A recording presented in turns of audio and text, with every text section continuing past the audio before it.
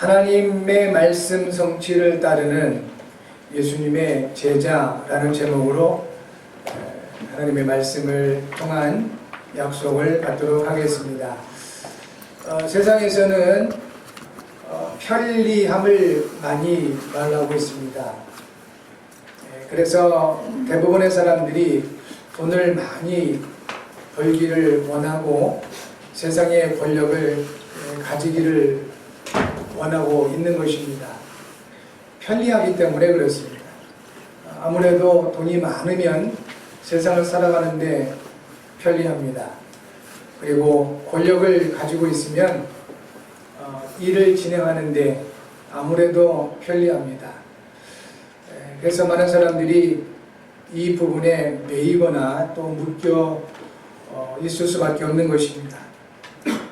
그런데 하나님은 우리에게 편리함을 약속하신 것이 아닙니다.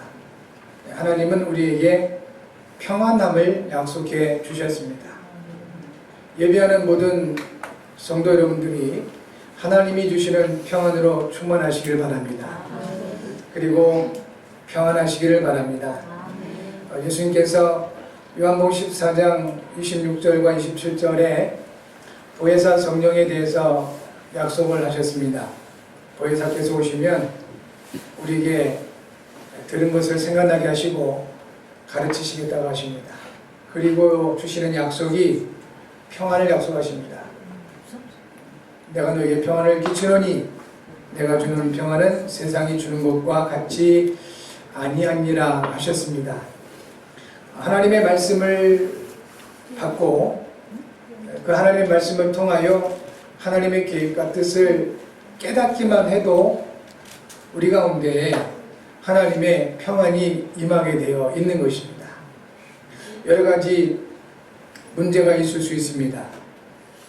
문제에 매이거나 묶이지 않아야 되겠습니다.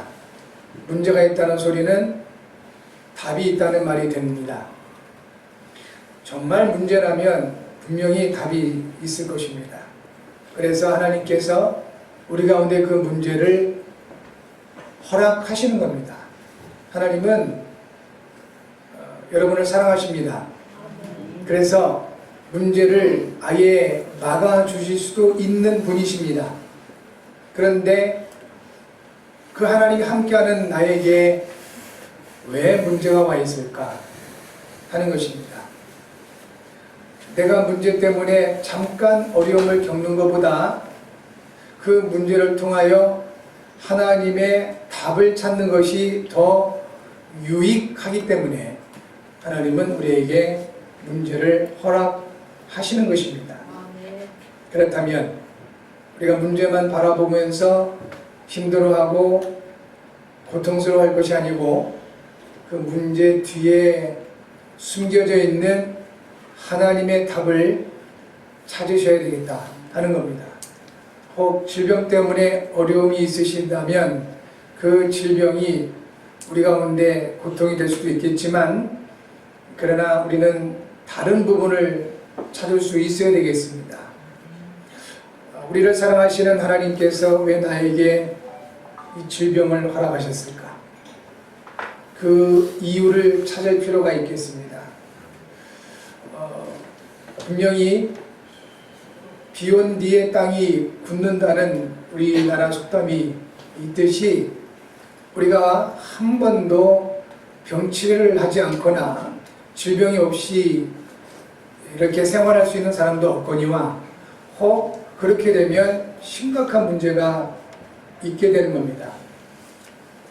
우리 가운데 질병으로 인해서 여러 가지 아픔과 고통이 있을 수 있는 것은 그 뒤에 있는 더 큰 건강과 그리고 더 큰 강건함을 위한 하나님의 계획이 있음을 확신할 수 있으셔야 되겠습니다. 여러분 어릴 때부터 예방주사를 맞아 보셨을 겁니다. 그리고 이맘때쯤 되면 이제 나이가 많으신 분들 가운데 독감 예방주사를 많이 권장하고 있습니다. 여러분이 아시다시피 예방주사는 그 병을 막아버리는 약이 아니고 아주 약하게 병을 일으키는 세균을 우리 몸 안에 집어넣는 겁니다. 병을 일으키는 세균을 넣는 겁니다. 그래서 우리 몸이 그 병균과 싸워서 이길 수 있는 힘을 키워내는 것이 바로 예방주사입니다. 그래서 이 예방주사를 맞지 않고 바로 독감에 걸리거나 질병에 걸리면 그 병에 우리 몸이 무너질 수 있는 겁니다. 그런데 약한 병균이 우리 안에 들어와서 우리가 이 몸이 그 병균과 싸워서 이기는 힘을 가지게 된다면 좀 더 강한 병균이 들어와도 이길 수가 있다는 것입니다.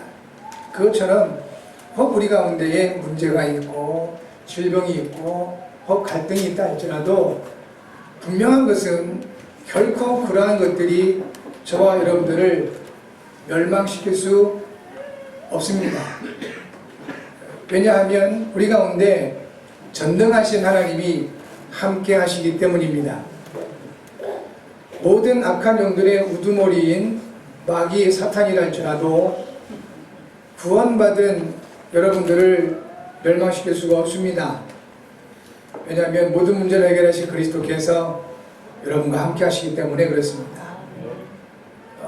그러면 단 한 가지만 우리가 놓치지 않으면 되겠습니다. 모든 문제를 해결하시고 전능하신 그리스도 안에 있다는 이 사실 하나만 잊지 않아도 우리는 능히 모든 것을 이길 수 있게 되는 것입니다. 이것을 마귀가 잘 압니다. 그래서 속이는 겁니다. 어떻게 속이냐 하면 그리스도 안에 있는 것을 깜빡 잊어먹게 만듭니다. 그리고 그리스도께서 우리와 함께 하시고 그분이 이미 이루신 이 구원의 놀라운 축복을 놓치게 만드는 겁니다. 우리가 잊거나 놓친다고 해서 사실이 없어지는 것은 아닙니다. 우리가 하나님 나와 함께 계시고 예수님 그리스도 되셔서 우리 인생 모든 문제를 완벽하게 해결하셔서 나와 함께 하신다는 것을 잊어버릴 수 있습니다. 그렇다고 해서 우리가 구원이 취소되거나 불신자가 되어버리거나 그것은 아닙니다. 하나님께서 절대적인 주권과 은혜로 말미암아 우리로 하여금 예수님이 그리스도 되심을 믿게 하신 겁니다. 그리고 그리스도께서 우리와 함께 하심으로 우리를 구원하셨습니다. 하나님이 이루신 일인 것입니다. 이 일은 하나님이 일이기 때문에 사람도 마귀도 세상의 그 어떤 것도 그것을 취소할 수도 없고 이길 수도 없는 것입니다. 변하지가 않습니다. 우리가 하나님 자녀라는 사실은 변하지가 않습니다. 설령 우리가 아무리 부족하고 연약해도 우리가 구원받은 하나님 자녀라는 것은 절대로 바뀌지 않습니다. 하나님이 이루신 일이기 때문에 그렇습니다. 이 확신을 가지시고 저와 여러분들이 한 가지만 놓치지 않으면 되겠습니다. 예수님은 그리스도시요 모든 문제 해결하신 분이십니다. 그리고 저와 여러분과 항상 함께 하십니다. 언제까지 함께 하시냐면 끝날까지 영원히 우리 인생의 주인이 되셨습니다. 이 사실만 놓치지 않으시면 되겠습니다. 이 부분에만 속지 않으시면 되겠습니다. 그러하면 분명히 하나님이 이루어 가시는 일들을 보게 될 것입니다. 세상에서는 물질을, 권력을 이렇게 요구하고 그것으로 말미암아 편리한 삶을 말하지만 하나님께서는 우리가 다른 것을 소유하기를 원하십니다. 그것은 바로 하나님의 언약입니다. 하나님은 우리 가운데 하나님의 언약을 가지고 있기를 원하십니다. 하나님의 언약은 반드시 이루어지게 되어 있습니다. 그리고 하나님의 언약이 우리를 통하여 이루어지고 성취될 때 우리 가운데 편리함이 아니라 우리 가운데 하늘의 평강으로 역사하실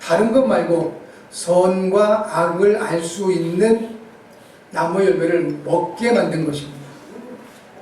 그러니까 하나님의 자리에 앉도록 한 거지요. 이게 마귀의 속성입니다. 원래 마귀가 천사장 출신인데 하나님의 자리에 앉도록 그래서 판단하고 비판하고 정죄하고 일을 했던 겁니다. 심판받은 마귀가 하나님을 대적할 수 없기에 이제는 하나님의 형상을 가지고 있는 사람을 공격하고 대적을 하게 된 것입니다. 그리고 사람을 속여서 자신과 똑같이 타락하게 만들고 멸망하게 만들어 버린 것입니다. 우리 하나님께서 이러한 사람을 내버려 두지 않으셨습니다. 범죄한 이후 바로 또 다른 약속을 주십니다. 창세기 3장 15절입니다. 여자의 후손이 오면 뱀의 머리를 상하게 할 것이다. 그러니까 구약시대 때 사람들이 구원받은 방법은 오실 메시아를 믿었기 때문에 그렇습니다. 반드시 메시아가 오실 것이다. 그리고 우리 인생 근본 문제를 해결하실 것이다 라고 그 말씀을 믿었기 때문에 구원받는 겁니다. 이 시대의 저와 여러분들은 오신 메시아, 모든 사역을 구원사역을 완성하신 그리스도를 믿음으로 구원받는 것입니다. 그분이 바로 예수이심을 믿을 때 우리는 구원받는 것입니다. 하나님께서 주신 약속이기 때문입니다. 누구든지 주의 이름을 부르는 자들은 구원을 얻으리라. 그렇게 약속을 주셨습니다. 예수님께서 그리스도로 오시고 십자가를 통해 사람의 근본 문제를 완전하게 해결해 주셨습니다. 이제 예수님을 그리스도 믿고 영접하면 우리에게 하나님의 자녀된 신분과 권세가 주어지게 된 것입니다.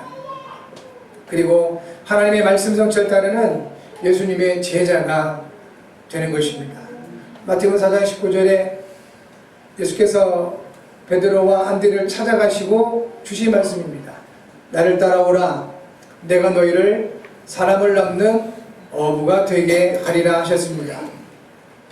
지금 이 시대에 동일하게 말씀하십니다. 나를 따라오라.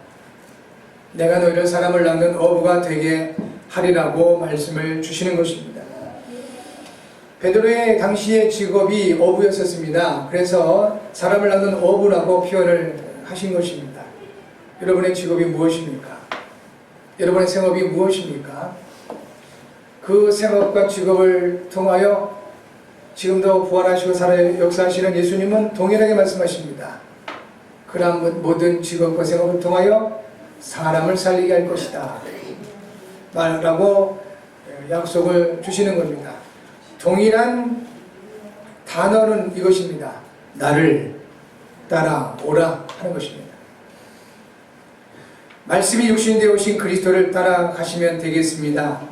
그러면 말씀이 성취되면서 우리는 예수님의 제자가 되어지고 예수님의 제자가 받고 누리는 축복을 확인할 수 있게 되는 것입니다.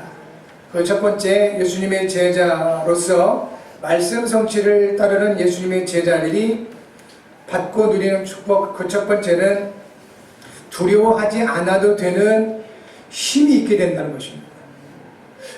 사람들이 여러 가지 경제 문제가 오면 두려워합니다. 왜 그럴까요? 그 문제를 이길 만한 힘이 없어서 그렇습니다. 어떤 사람들은 심지어 개를 두려워합니다. 왜 그럴까요? 그 개를 이길 만한 힘이 없어서 그런 거죠. 이길 만한 힘이 있으면 두려워하지 않게 됩니다. 두려움은 거기에 눌려있는 상태를 나타내는 것입니다. 그런데 하나님의 말씀 성취를 따르는 예수님의 제자들에게는 두려워하지 않는 힘이 주어진다는 것입니다. 사도행전 27장 24절에 하나님께서 전도자 바울에게 말씀하십니다. 바울아, 두려워하지 말라 말씀하십니다. 가나안 땅을 앞둔 여호수아에게도 하나님이 말씀하셨습니다. 여호수아야, 너는 두려워하지 말라. 오히려 강하고 담대하라. 그렇게 말씀을 하십니다. 이제 예수님의 말씀을 받고 그리스도의 사역을 이루어가야 될 제자들에게 예수님께서 말씀하셨습니다. 요한복음 14장 1절에 너희는 마음에 근심하지 말라. 하나님을 믿으니 또 나를 믿으라 하십니다. 근심과 두려움은 같은 맥락입니다. 두려워하지 않아도 되는 힘을 주시겠다는 겁니다. 마태복음 10장 1절에 예수님께서 12제자를 둘씩 내보내시면서 말씀하셨습니다. 그의 12제자를 부르시고 더러운 귀신을 쫓아내며 모든 병과 모든 약한 것을 고치는 권능을 주셨습니다. 여러분에게 이 권능이 와 있습니다. 저는 이 비밀을 모르고 한때 권능 달라고 능력 달라고 그렇게 기도를 많이 했습니다. 어느 날 하나님께서 이 말씀을 보게 하셨습니다. 수없이 봤던 성경 구절입니다. 아예 암송까지 했던 성경 구절 중에 하나였습니다. 그런데 어느 날 권능을 주시니라. 이것이 눈에 훅 들어왔습니다. 마음에 담겨졌습니다. 그리고 깨달았습니다. 아, 권능 주셨구나. 이것도 모르고 내가 늘 하나님께 능력 달라고 권능 달라고 그렇게 구했구나. 하나님이 얼마나 답답하셨을까라고 생각이 되어졌습니다. 우리도 아이들을 이렇게 대하거나 또 많은 사람들을 대할 때 분명히 확인될 수 있는 부분들을 설명하는데도 못 알아듣는 경우가 있습니다. 그럴 때 우리는 많이 답답하죠. 그런데 그 상대방 입장에서는 실제로 일부러 답답하게 만들기 위해서 그러는 것이 아니라 못 알아들어서 그런 거거든요. 이해가 안 돼서. 그것처럼 저도 하나님께 그런 모습이었더란 겁니다. 주셨다고 하셨는데 저는 아니라고, 나는 능력이 없으니까 능력 달라고 그렇게 구했던 저의 모습이 있었던 것입니다. 성도 여러분, 기억하셔야 됩니다. 렘넌트 여러분, 특별히 기억하셔야 됩니다. 예수님께서 여러분에게 권능을 주셨습니다. 그리고 보내시는 겁니다. 마가복음 3장 13절과 15절에 말씀하시죠. 원하시는 자들을 부르셨는데 결론적으로 귀신을 내쫓는 권능도 가지게 하려 하십니다. 누가복음 10장 19절에 예수께서 70인자들에게 말씀하셨습니다. 내가 너에게 뱀과 족을 밟으며 원수의 모든 능력을 제어할 권능을 주었으니 너희를 해칠 자가 결코 없으리라. 여러분의 해칠 자가 결코 없습니다. 이유는 단 한 가지입니다. 우리가 대단히 특별하거나 또는 실력이 있어서가 아니고요. 전능하신 하나님께서 우리에게 권능을 주셨기 때문에, 그리고 아예 우리와 함께 하시기 때문에 그렇습니다. 그래서 그리스도께서 함께하는 여러분, 그리스도께서 권능 주신 여러분들을 결단코 악한 영들이 해칠 수가 없다는 것입니다. 승리하시기 바랍니다. 오직 사도행전 1장 8절에 오직 성령이 너에게 마시면 너희가 권능을 받았다라고 하셨습니다. 성도 여러분, 하나님 주신 권능을 확인하시고 누리시는 여러분 되시기 바랍니다. 그래서 혹 나로 하여금 두려워하게 만드는 일들 혹은 근심하게 만드는 사건들이 있을 때 하나님 말씀 속으로 들어가시기 바랍니다. 그리고 그 말씀이 여러분을 통하여 성취되어진 것을 확인하시는 은혜가 있기 바랍니다.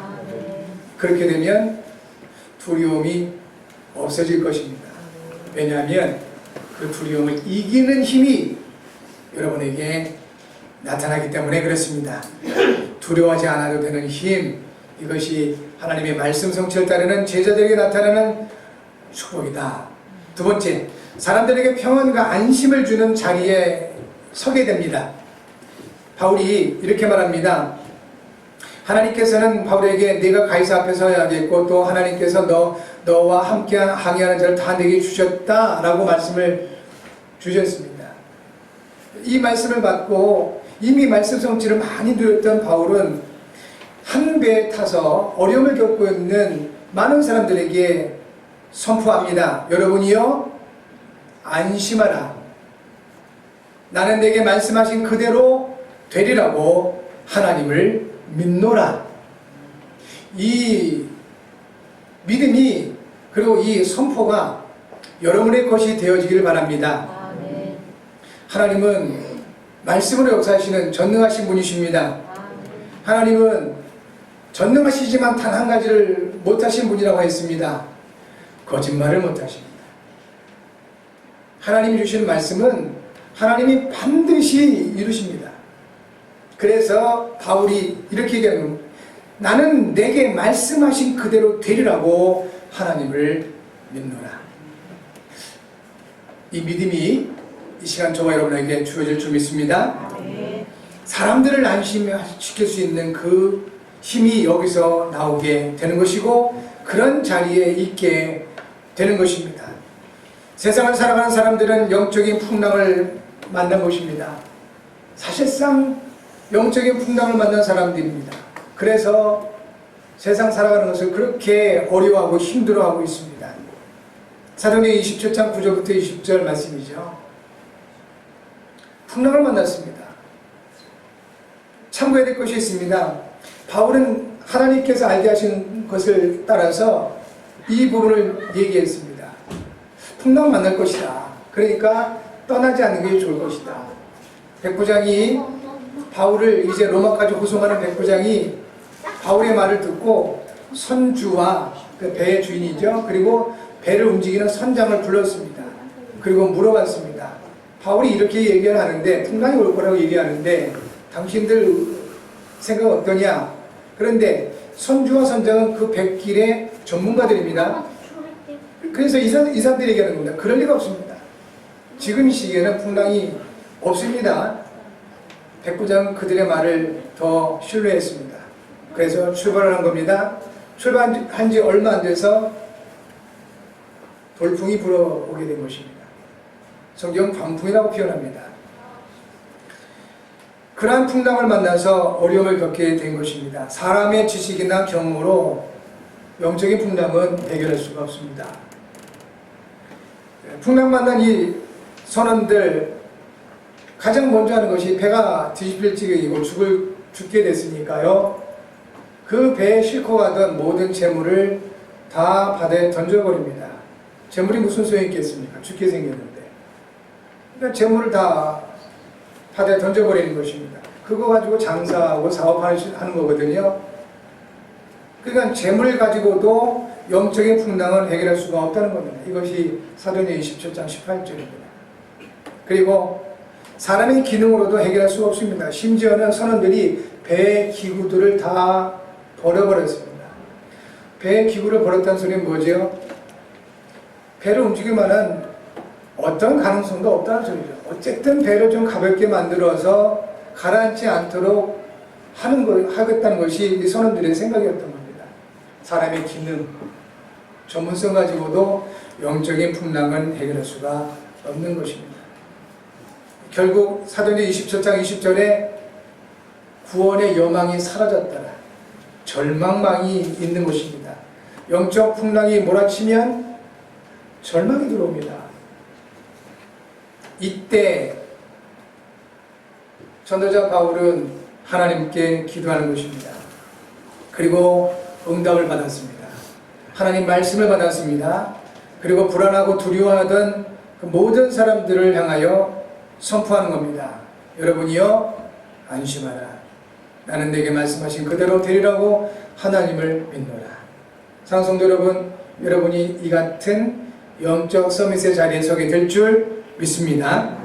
하나님의 말씀으로 인도 받으면 됩니다. 그리고 하나님의 말씀으로 인도받게 되는 것이 바로 말씀 성취를 따르는 예수님의 제자들의 축복입니다. 시편 119편 105절 주의 말씀 내 발의 등이여 내 길의 빛이라고 하셨습니다. 마태복음 4장 19절 예수님 말씀하셨습니다. 나를 따라오라 라고 하셨습니다. 요한복음 15장 7절과 8절 말씀하셨습니다. 너희가 내 안에 거하고 내 말이 너희 안에 거하면 무엇이든 원하는 대로 구하라 그리하면 이루리라 하셨습니다. 말씀을 따라가시면 되겠습니다.